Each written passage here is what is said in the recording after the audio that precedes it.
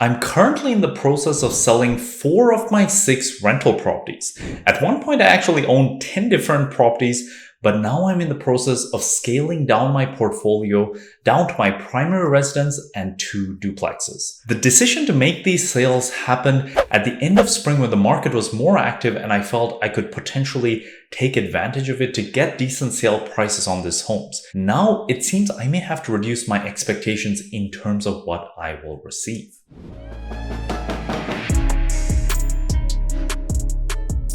Hi there, my name is Koukun and I'm a realtor and I run a real estate team here in the Niagara region. If at any point in this video you need help navigating the real estate market here, hit pause and reach out to me using the contact information in the description below. I'd be happy to schedule a quick 15-minute call to discuss how I can help you in your real estate journey. So the decision to sell my rental property started with my biggest mistake with my portfolio, which was to only have variable rate mortgages. Some of these were properties under renovation, so it was the standard decision to go with a variable. However, I could have fixed some of these mortgages, especially the one on my primary residence. Hindsight is 20/20, and this was a mistake I see that many investors have made. But that being said, it was a mistake. This has led me to have a tough choice now. Should I lock in rates now at 6% or should I continue to keep them at variable rates? While the expectation of most people is that rates will decline over the next, say, 2 to 5 years, this is something that is uncertain. Therefore, I've reached the decision that I'd like to simply reduce the amount I currently have borrowed in mortgages. And in reviewing my portfolio, another catalyst was that my property manager for my 2 student rentals in Mississauga quit for personal reasons. These are properties that have 5 or 6 students, and managing them from over an hour away is not the idea of how I want to spend my time. They have done very well since my purchase, and even after the decline in prices from the peak, they are still up considerably from my purchase price. All in all, from the sale of these 4 properties, I'm hoping to be able to walk away with around $400,000 after taxes. This amount would be higher if it was not for me refinancing some equity out previously, and some of them are owned with partners. So this is sort of my portion of these properties.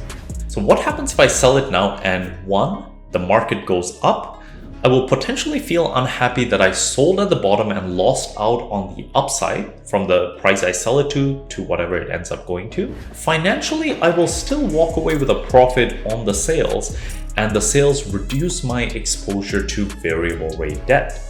2, the market goes down further, then I'll probably feel happy that I sold before it went down more, and I'll also be in a good place financially because I have the cash from the sales and I have less variable rate debt.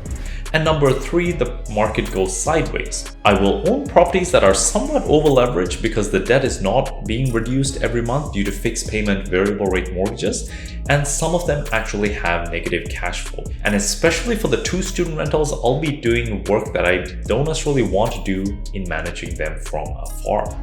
So therefore, if I hold on to these properties, I will make more equity if the market goes up, I will have to do work that I don't enjoy, and I will have more exposure to variable rate debt than I currently feel comfortable with. I will be unhappy if the market goes down or goes sideways because in either of those scenarios, I'll be doing basically extra work for no extra pay or maybe even losing money. If I instead sell the properties now, I will reduce my variable rate debt, I will get paid the profits now, and I will reduce the work that it takes to run my portfolio. I may feel unhappy if the market goes up, but I'll protect myself from further market declines. And the final choice I have is, should I sell now or wait until next spring to sell? This is banking on the market recovering by then if interest rates pause again. If I'm right on this prediction, I may make more money for holding onto them. If I'm wrong, I may lose some money if prices are lower than they are now. But regardless, I will, spend extra effort managing the properties in the meantime. Now, while these decisions may seem dramatic, I am still committed to owning real estate for the long term. I've just realized that the size of my portfolio relative to my equity was bringing me risk that I wasn't fully aware of. My plan is to use these proceeds to pay off the mortgage on my primary residence and reduce my exposure to variable rate debt and also my monthly expenses. This should hopefully help me be financially stable and allow me to go through the ups and downs of the next decade or two while holding on to my 2 remaining duplexes. Something curious that I've learned is that in the 1950s to the 1980s, real estate in Ontario did very well despite being in an increasing interest rate environment.